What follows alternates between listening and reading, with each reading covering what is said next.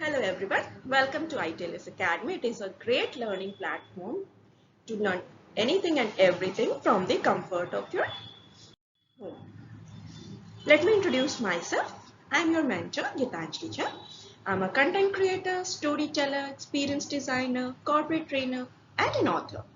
With over 15 years of cross-functional experience across leading brands like H&M, Shoppers Stop, Godrej, and Future Group, I stand at the powerful intersection of business, creativity, leadership, and entrepreneurship.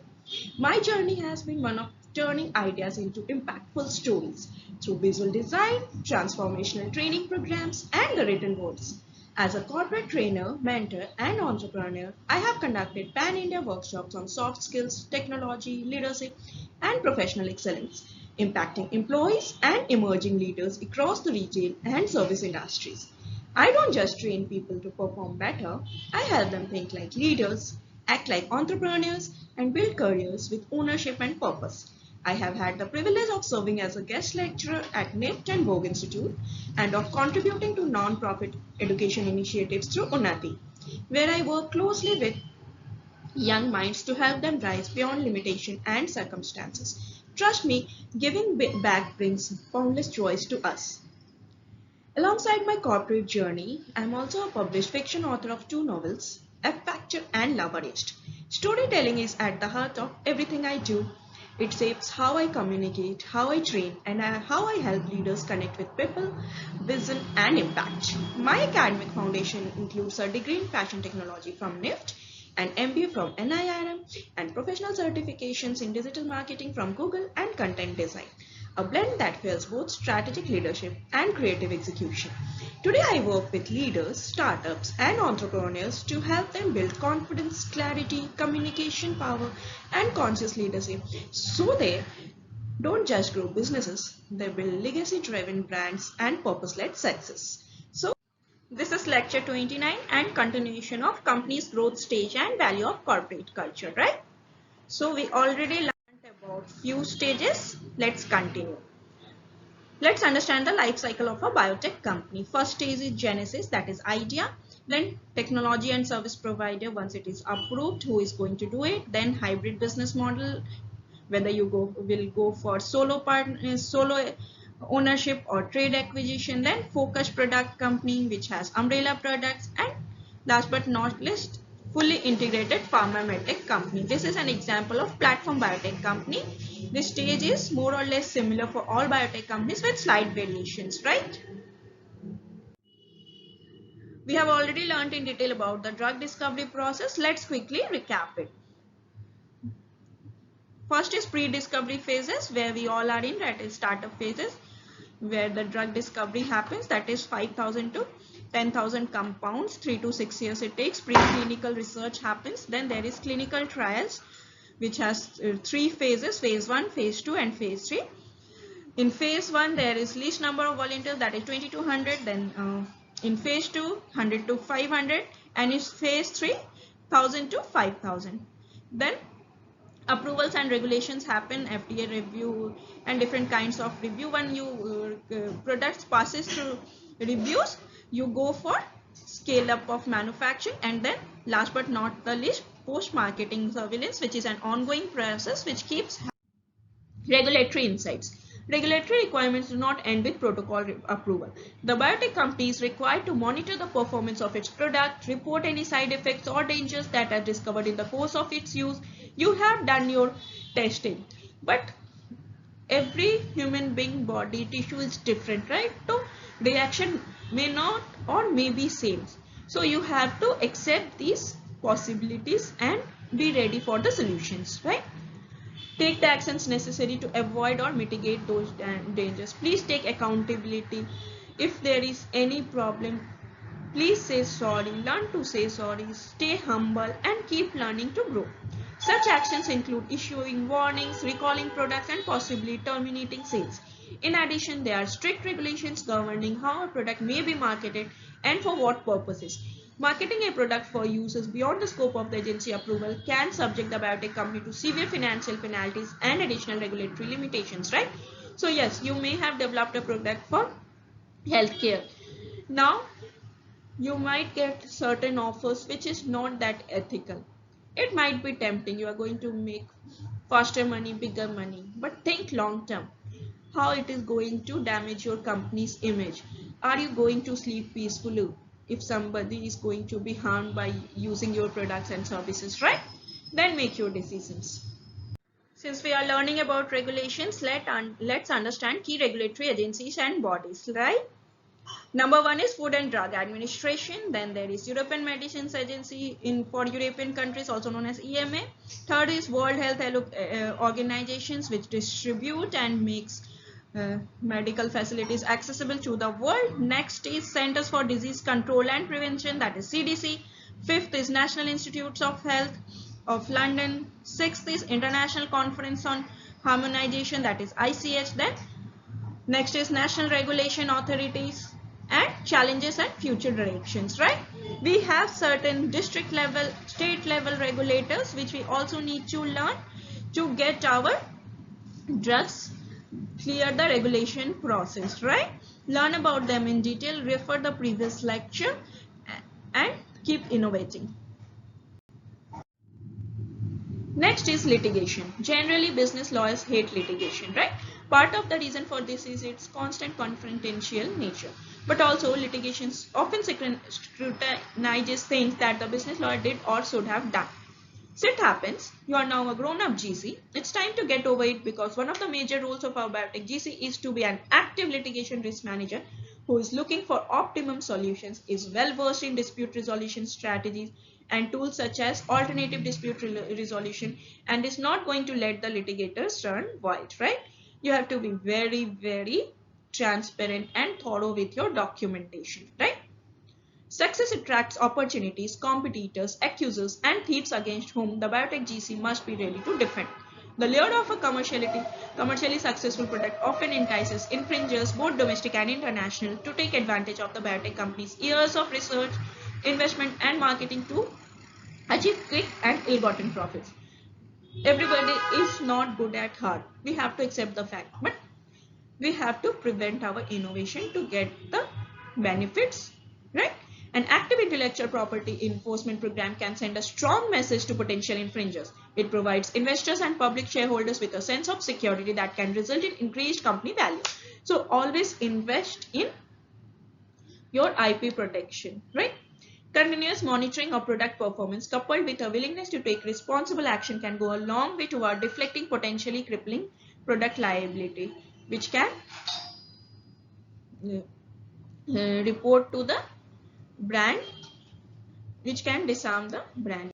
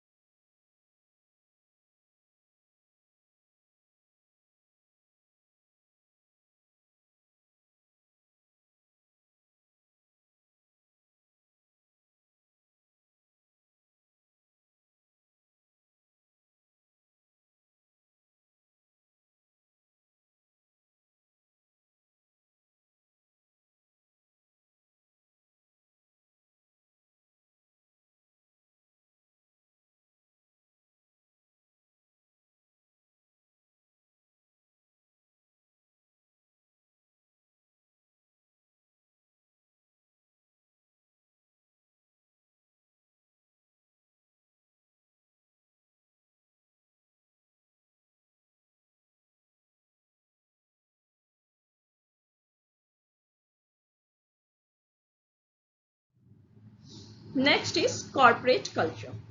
Let's understand what is corporate culture. Company culture refers to a shared set of workplace values, standards, beliefs, symbols, attitude, and behaviors of a company and its employees. All this reflect how employees and management make decisions act and generally feel about where they work and their actual work activity. It can also impact the company's clients if we talk about the relationship between employee, client, customer, right? Let's understand company culture icebergs. In the surface culture, what all comes? Logo, symbols, sayings and slogans, appearance, building facade, office layout, language, tone, volume, spelling and grammar, phone greetings, first impressions and communication styles, right? This is what makes the first impression of your company. But what comes under deeper culture, which is built over the years, right? Shared values about religion and politics, family, modesty, environment, work-life balance, humor, concepts of friendship, time, justice, values, roles, cleanliness, personal space, beauty ideals, attitude towards authority, competition, money and wealth, generational difference, decision making, problem solving, school and learning, work, health and well-being, medicinal interventions, and what are the other expectations, inside knowledge, underlying assumptions, specific ways of doing things, right? The XYZ way. So you have to understand the difference. Surface culture is built quickly, but it is the deeper culture which creates the company culture. Your values have to be aligned with your team, your stakeholders, your investors, your vendors, your partners to ensure success and team alignment, right? Together we all achieve more. What are the elements of corporate culture? Corporate values, workplace atmosphere, workplace time, political action, dress code, whether it is formal, semi-formal, casual, workplace personalization, right? How you can make workplace yours. Employee interaction, how employees interact with each other. Is there a strong sense of hierarchy or everybody is free and open conversation is there? Religious belief, you have to be diverse and inclusive.